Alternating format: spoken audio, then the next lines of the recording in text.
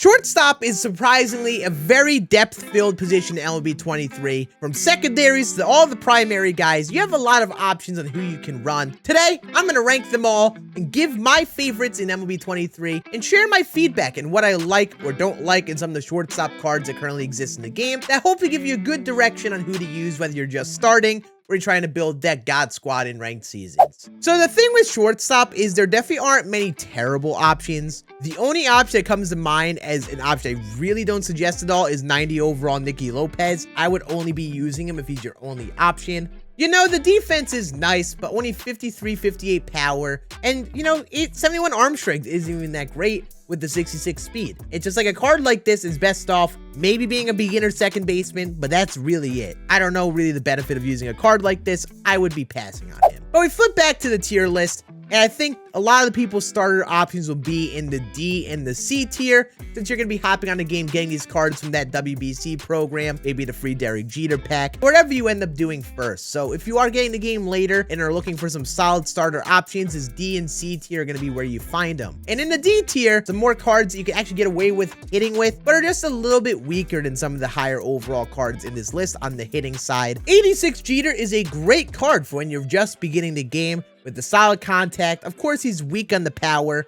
but contact players can kind of play this year. The thing is with Jeter is he has better cards like that 92 overall captain. And this one is just significantly weaker with the silver fielding. It'll work, and you can hit well with him if you get his swing down. Someone like Didi Gregorius can be a pretty okay hitter to start. At least he brings more hitting than Nicky Lopez, but you're going to be sacrificing the fielding. The bronze fielding is going to be horrific. So in the D tier, not some bad cards to start off with. Move up to the C tier, and there's a lot of mid-tier shortstops. These are cards that you get in Team Affinity, or to some of the captains that you get along the way, and they definitely aren't the worst cards ever. For example, All-Star TREVOR Story on his own, I've actually had some fun with so far.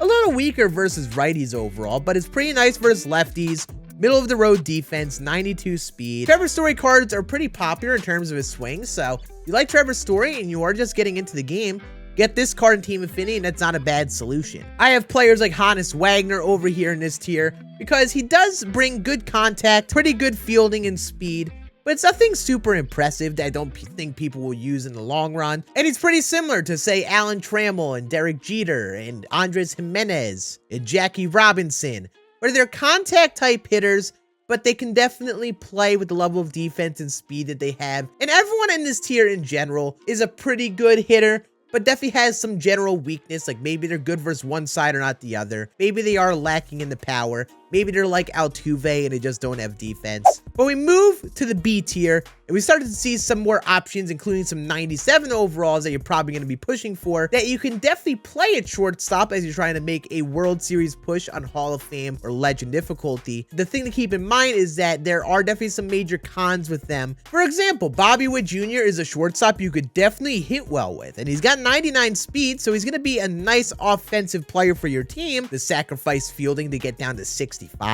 That's bronze fielding. That's going to be rough at shortstop, but the bat is certainly there. But you see, he's missing one of the major 5 tools that I'm looking for in a shortstop. 92 Brandon Crawford, honestly, is very similar hitting-wise to, say, Bobby Witt, and does bring gold fielding, but sacrifices a lot in the speed. So you see, if you're going to compare these cards, a lot of these guys sacrifice one major tool at least, for the other things that the A tier and S tier shortstops do a little better. Like Ezequiel Tovar is a better contact shortstop in my opinion than, say, a Honus Wagner, because at least he's bringing that 97 fielding. Like that's going to be great at short, but similar speed, similar contact, similar power. It's a nice shortstop option, but you see the power not being that crazy and the contact only being in like the 100 to 110 range. There are going to be some contact options in that A and S tier that are better than Tovar. And then just wrapping up the B tier here, guys like Kike Hernandez are a little slow and just don't have that much hitting. Guys like Eugenio Suarez and Troy Gloss are certainly better at first base or third base because they're slower for shortstop and don't have that great of defense. And then guys like Tim Anderson and Gene Segura are good versus one side, a little weaker versus the other. And you start to see who I want out of a shortstop. I want a well-rounded player with ideally gold plus fielding, hopefully some good speed like 85 plus, good contact and power as well. 5 tools really matter for me at shortstop. But up to the A tier, you see where I am going. A lot of well-rounded hitters, but they aren't the top of the top because there's something they're slightly missing out on. For example, Bo Bichette might be the best hitting shortstop of this entire bunch. The well-rounded contact and power is really good, but he's gonna make some errors with 75 fielding, and the speed isn't 100% there. But I would way rather use this card at shortstop than say Suarez, because he does have the silver fielding, but has enough speed at shortstop to make that play, and he's a good enough hitter to make that work. One of my highest recommendations for shortstop if you're doing the team affinity grind is Jeremy Pena. Love his swing this year. He's great versus lefties, pretty good versus righties still, with 99 fielding, 99 speed. And you see, this is exactly what I want out of a shortstop. 5 tools, great fielding, great speed, and he's a very good option for you for shortstop, and a very nice card to even shift over at second or third as you start getting more cards. I have Jazz Chisholm still here for now because he does bring a lot of the 5 tools, but just the splits versus lefties are a little weaker. If you do have that lefty reliever come in late game, using this card might be a little sketchy. I will say, I started off rough with him, used him yesterday, and I started to get better with his swing. Started to realize he starts to crush the ball versus righties, but I gotta keep on using him some more. I feel like him and Gunnar Henderson are in a similar category where they're great versus the one side, not as much versus lefties, and I do think there is value in keeping your shortstop in late games. But if you are rocking someone like Gunnar Henderson or Jazz Chisholm, that lefty shortstop, you may want to consider someone like Javier Baez on the bench that you could pinch hit and substitute for, along with someone like Jeremy Pena, bring those splits versus lefties. That is utilizing the bench well. And the last card I want to talk about in the A tier is Wander Franco. This is a nice, well-rounded shortstop with gold fielding, pretty solid speed, good contact versus both sides. Of course, the great power versus left. The vision's underrated. I think if you're going to go for a safe choice at short, Wander is probably a safe choice. And just in general, everyone in this A tier is pretty well-rounded on the hitting, the fielding, the speed, but they definitely aren't the best. And if they do have that level of attribute like Gunnar or Jazz Chisholm, maybe they're just weaker versus that one side where it definitely could be a bit of a problem. In the long run, if you get 99 Trey Turner, he's going to be a super legit option at shortstop. Just great contact, 87 and 109 power is great here, plus the 82 fielding and 99 speed. This card is going to play at shortstop very well, especially if you don't have live series collections done by the time you get this Trey Turner.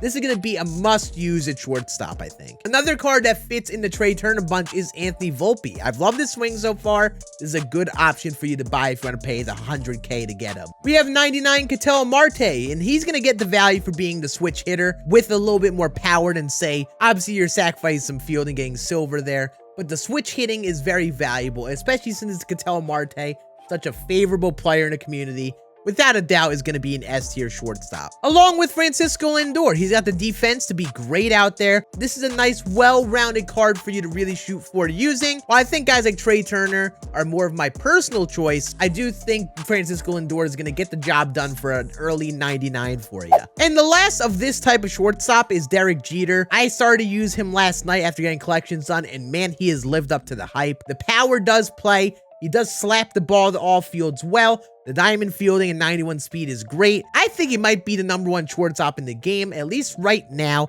and genuinely could be that for a good bit. Definitely between him and Trey Turner as the #1 picks. But the beauty is, you could play Trey Turner at secondaries if you have that conflict. Derek Jeter definitely is the guy at shortstop, though. This card has been incredible for me. But we're not done, because you could still use someone like a Chipper Jones at shortstop. And the thing is, you're going to get silver fielding there. And while I do prefer having a 5-tool type player, you might need to slide Chipper over at short, and that's worth doing because he's got all above 115 on the contact and power. You can put up with silver fielding if he's going to be one of the best hitters in the game. So Chipper, no doubt about it, is an S-tier shortstop. And then to wrap it up, I think the new Manny Machado card is pretty much similar to that Chipper Jones. He's definitely going to be better off at third base with the slower speed, but if you do need to get him in the lineup by sliding him at shortstop, you're going to get over 98 on all the attributes. So you're getting more power than a lot of the other S-tier shortstops, but you're just going to be sacrificing some speed, which might slightly affect the fielding. But if you're hitting nukes with Machado, and just in general, this S tier just comes down to who you want out of shortstop. For me, I like having